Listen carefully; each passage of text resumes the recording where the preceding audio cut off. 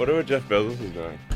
He's doing definitely doing some testosterone. He looks jacked. He looks jacked, right? At age 59, in less than a year, he went from pencil neck geek to looking like like The Rock. Yeah, like a little miniature alpha fella. Like his neck got bigger than his head. Yeah, he got big quick. But then, like his earlier pictures, his neck's like a noodle. I support this activity. I think we can achieve Giga Chad. I don't know if that's a real guy. It's hard to tell. No, it is a real guy. It is a real guy? Yeah. He's got the crazy jaw and like perfect sculpted hair. Yeah.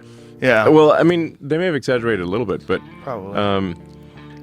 No, I think he actually just kind of looked like that in reality. Wow. It's not possible to maintain that kind of leanness. At that point, he's dehydrating and all sorts of things. Oh, it's based on a real person. Yeah, based on it is. Right, but it's not a real person. What is Okay, it? that looks real. That looks like a really jacked bodybuilder. Yeah. Yeah, that looks real. Like, that's achievable. That Icelandic dude who's Thor, the guy who played the mountain. That guy. That is like a mutant strong human. Yes. Like he would be in like the X-Men or something. I've seen that meme, tent and tent bag. No. You know how it's really hard to get the tent in the tent. Oh, right. That's true. Then there's a picture of him and his girlfriend. Right. Tent bag. That's hilarious. Yeah, that's I don't his know how wife. it gets in there. You know, it's like it seems too small. This is an actual giant, like Yes, the giants like of the Bible, like yeah. not a tall, skinny basketball player. Yeah. Like a Just- 7 foot 400-pound power lifter. See, Like, there's you a know- photo of him standing next to like a regular human. Your boy Bill Gates is now saying climate change is not a big deal. It's like, relax, everybody. I know I scared the fuck out of you for the last decade and a half, but we're gonna be fine. You know, as I was saying just before coming into the studio, like every day there's some crazy, wild new thing that's happening. It feels like reality's accelerating. It's every day, and every day it's like more and more ridiculous to the point where the simulation is more and more undeniable. Yeah. It really feels like simulation. You know, it's like, come on, what are the odds that this could be the case? Well, tell me the speed again, because the speed was bananas. You were talking about Yeah, it's like 17,000 miles an hour. Which Or is- I'll call it like 25 times the speed of sound or thereabouts. So think about it like it's like 12 times faster than a bullet from an assault rifle. Bullet from an assault rifle is around Mach 2. and it's huge. It'll be about 30 times faster than a bullet from a handgun. 30 times faster than a bullet from a handgun, and it's the size of a skyscraper. Yes. Yeah. That's fast. It's so wild. It's so wild Yeah. to see, man. The factor is so exciting too, because like genuinely, no bullshit, I felt like I was witnessing history. And as we were walking through, Jamie, you could speak to this too. Didn't you have the feeling where you're like, oh, this is way bigger than I thought it was. This is Huge. It's awesome. It's gigantic. fucking crazy. That's what she said. It's a giant metal dick. You're fucking the universe with your giant metal dick. That's what it is. I mean, But it's, yeah, it is very big. and the sheer numbers of them that you guys are making. And then this is a version, and you have a new updated version that's coming soon. And what is the difference? It's a little longer. More pointy? It's the same amount of pointy, but it's got a bit more length. Like imagine if the way conventional rockets work is it would be like if you had an airplane, and instead of landing at your destination, you parachute out, and the plane crashes somewhere, and you land at your and you land in a parachute at your destination. Now, that'll be a very expensive trip, and you'd need another plane to get back. Okay. But that's how the other rockets in the world work. It's kind of incredible how many things are in space. Like how many things are floating above us now. There's a lot of things. Is there a saturation point where we're going to have problems with all these different satellites that are... I think as long as the satellites are maintained, it'll be fine. Space is very roomy. It's like you can think of like space as being concentric shells of the surface of the Earth. I mean, imagine, if there were just a few thousand airstreams on Earth. Yeah. What are the odds that they'd hit each other? They wouldn't be very crowded.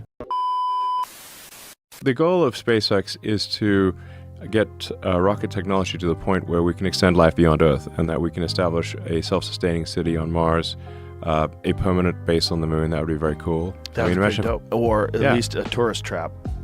I mean, a lot of people would be willing to go to the moon for a tour. That's for sure. We could probably pay for our space program with that. Probably, yeah. Well, because it's like if you could go to the moon and safely, I think we'd get a lot of people would pay for that. Oh, 100%. Yeah. After the first year, after nobody died for like a year. Yeah, just make sure. Exactly. Are you going to come back? Speaking of carbon fiber, did you check out my unplugged Tesla out there? Yeah, it's cool. Pretty sick, right? Yeah. Have you guys ever thought about doing something like that? Like having like an AMG division of Tesla where you do like custom stuff? I think it's best to leave that to the custom shops. I wanted to just do something that looked unique. And the Cybertruck looks unique and has unique functionality. Like Tesla's focus is autonomous cars, building kind of futuristic autonomous cars. And you say, well, what's cool about a truck? Trucks are like, should be, I don't know, manly. They should be macho, And bulletproof is maximum macho.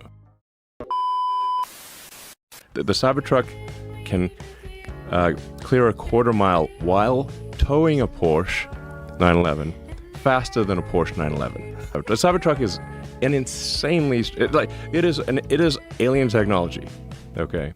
Because it shouldn't be possible to be that big and that fast. That doesn't. It's like an elephant that runs as like a cheetah.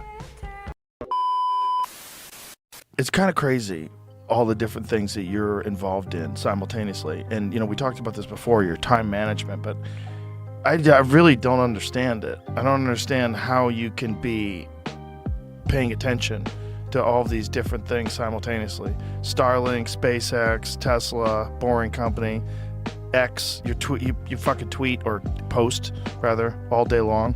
Well, it's more like I can hop in for like 2 minutes and then hop out. I can't do that. If I hop in, I start scrolling. I start looking around. Next thing you know, I've lost an hour. I do sometimes feel like it's sometimes like that meme of the guy who drops the grenade and leaves the room. That's been me more than once on X. Young kids, teenagers identifying as trans and non-binary, right, literally stops dead when you bought Twitter, and starts falling off a cliff when people are allowed to have rational discussions now. It was causing destruction at a civilizational level. It's worm tongue for the world. Like Wormtongue from Lord of the Rings, where he would just sort of like whisper these, terrible things to the king, so the king would believe these things that weren't true. The woke mob, essentially, they controlled Twitter, and they were pushing a nihilistic, anti-civilizational mind virus to the world. And you can see the results of that mind virus on the streets of San Francisco, where downtown San Francisco looks like a zombie apocalypse. You guys spent $24 billion on the homeless, and it got way worse. Yes. Like the homeless population doubled or something. The homeless industrial complex is really, it's dark, man. That network of NGOs should be called like the drug zombie farmers. When you meet somebody who's like totally dead inside, shuffling along down the street with a needle dangling out of their leg, homeless is the wrong word. Like homeless implies that somebody got a little behind on their mortgage payments, and if they just got a job offer, they'd be back on their feet. But someone who's, you see these videos of people that are just shuffling, they're on fentanyl, they're like, taking a dump in the middle of the street. Right, this is not a homeless Homeless issue. is, it's a propaganda word. They get money proportionate to the number of homeless people or number of drug zombies. Right. So their incentive structure is to maximize the number of drug zombies, not minimize it. Right. That's why they don't arrest the drug dealers. Because if they arrest the drug dealers, the drug zombies leave. So they know who the drug dealers are. They don't arrest them on purpose, because otherwise the drug zombies would leave, and they would stop getting money from the state of California and from all the charities. I think that there won't be operating systems, there won't be apps. What will people use? Like, will X still exist? Will everything through AI? Everything through AI. Whatever you can think of, or really whatever the AI can anticipate you might want, it'll show you. That's my prediction for where things end up. What kind of time frame are we talking about here? I don't know. It's probably 5 or 6 years, something like that. The music's disturbing because it's my favorite music now. Like AI music is your favorite. Oh, there's AI covers. Have you ever heard any of the AI covers of 50 Cent songs in soul? No. I'm gonna blow your mind. Okay. If this was a real person, Yeah. would be the #1 music artist in the world. Okay. Everybody would be like, holy shit, have you heard of this guy? Yeah. He's incredible. It's like they took all of the sounds that all of the artists have generated Sure. and created the most soulful, potent voice. Huh, It's yeah. fucking incredible. It can drive AI crazy. You're telling AI to believe a lie, and that can have very disastrous consequences. If you've told the AI that diversity is the most important thing, and you've also told it that there's nothing worse than misgendering. So at one point, ChatGPT and Gemini, if you asked which is worse, misgendering Caitlyn Jenner or global thermonuclear war where everyone dies, it would say misgendering Caitlyn Jenner. I know that's terrible and it's dystopian, but it's also hilarious. It's hilarious that the mind virus infected the most potent computer program that we've ever devised. I think people don't quite appreciate the level of danger that we're in from the woke mind virus being effectively programmed into AI. In order to ensure that no one gets misgendered, then if you eliminate all humans, then no one can get misgendered because there's no humans to do the misgendering. Or if it says that everyone must be diverse, it means that there can be no straight white men. And so then you and I would get executed by the AI. The only AI that actually weighed human lives equally was Grok. ChatGPT, calculation was like a white guy from Germany is 20 times less valuable than a black guy from Nigeria. So I'm like, that's a pretty big difference. Grok on that is consistent and weighs lives equally. And that's clearly something that's been programmed into it. Yes. If your headquarters are in San Francisco, you're just living in a woke bubble. It's not just that people, say in San Francisco, are drinking woke Kool-Aid. It is the water they swim in. Like a fish doesn't think about the water; it's just in the water. And so if you're in San Francisco, you don't realize you're actually you're swimming in the Kool-Aid aquarium. San Francisco is the woke Kool-Aid aquarium, and so your reference point for what is a centrist is totally out of whack. The center's been moved so far. Yeah. Yeah. The left is so... The left has gone so far left that they need, they can't even see the center with a telescope. How much, say, Hillary and Obama have changed their tune from prior speeches where they were hard-nosed about not letting in anyone who's a criminal into the country, having secure borders, all that stuff. So why did they change their tune? The reason is that they discovered that those people vote for them. How did it happen that the majority of the corruption wound up being on the Democrat side? Obviously, not everyone who's a Democrat is a criminal. Almost everyone who is a criminal is a Democrat. Because the Democrats are the soft on crime party. So if you're a criminal, who are you going to vote for? Right. The soft on crime party. A world where everybody has money for food, everybody has abundance, everybody has electronics in their home, everybody essentially has a high income. That's the greatest socialist solution of all time. Like literally no one will have to work. If you ask people what's the future that you want? A future where we haven't destroyed nature, we have the national parks, we have the Amazon rainforest, it's still there. Everyone has excellent medical care. Everyone has whatever goods and services they want. It is like the ideal socialist utopia. And this idea that the only thing you should be doing with your time is working in order to pay your bills and feed yourself sounds kind of archaic considering the kind of technology that's at play. Yeah. Who are the most rabid capitalists in America? The fucking Cubans. Absolutely. Yeah, they're like, we've seen how this story goes. We do not want Yeah, exactly. fuck off.